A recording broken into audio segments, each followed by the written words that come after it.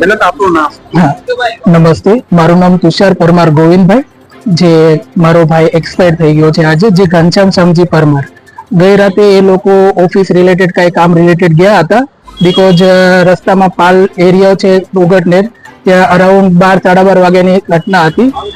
એ લોકો આવતા હતા અને પાછળથી કૂતરો એને કરડવા થઈ ગયો અને ભાઈને ડર લાગ્યો, તો એને પગ ઉપર લેવા જે રીતના બેલેન્સ એનું હલતું, પાછળથી બેલેન્સ ચાલ્યું ગયું અને પાછળ બેગ ભાગી ગયું અને ઘટના સ્થળે જ એક્સપાયર થયેલ છે.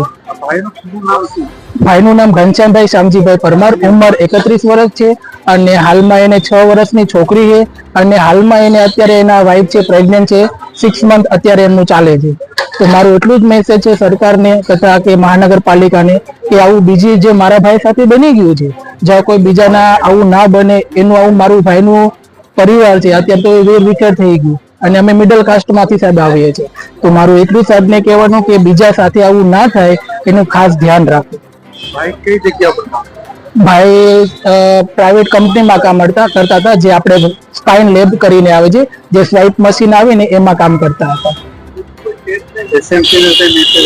એસએમસી ને તો એ જ મેસેજ કે સાહેબ બીજી વખત આ થઈ ગયું છે, બીજા કોઈની સાથે ના થાય એ વધારે બેસ્ટ.